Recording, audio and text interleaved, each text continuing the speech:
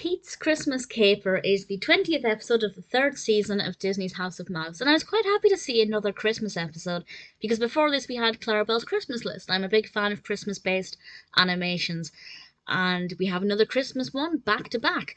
And this starts off with the gang all discussing that they're going to be doing a slightly different Christmas gift exchange this year, but we never get to find out at this stage what that entails, because Pete comes along, first of all accusing them for not inviting him to join in, but they say actually you were invited, and he desperately wants to be Santa Claus and deliver the presents, and throughout the majority of the episode he is wearing a Santa Claus outfit, and I have to say he suits it very well.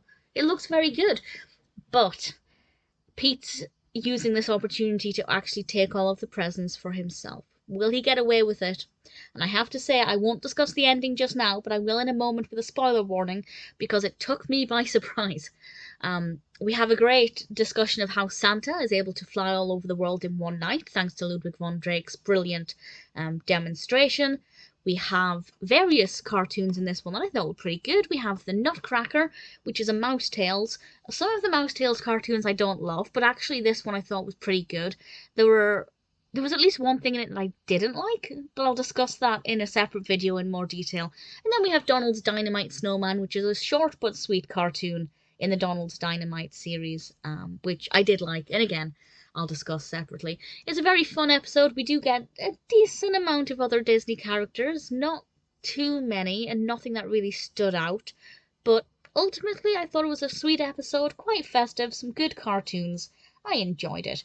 So, a spoiler from now, I'm going to discuss what happens with the presents. So it turns out that all of the presents were actually for Pete. That's what they were going to be doing for the gift exchange. Instead of just swapping gifts with each other, they thought they'd, show an act of kindness to Pete, because obviously he's trying to always shut down the House of Mouse. Maybe if they give him a bit of kindness, he might change his ways. I don't know, but they decided to gift everything to him.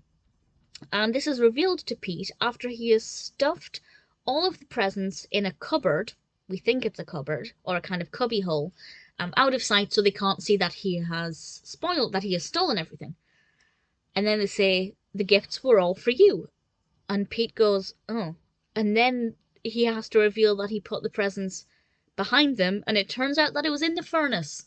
And all of the presents have burnt, and I didn't expect that, and I'll be honest, it kind of amused me. And Pete had to learn the lesson that because he stole, he didn't get anything, because he burned all of the presents, so he shouldn't have done any of it, and he would have got everything anyway.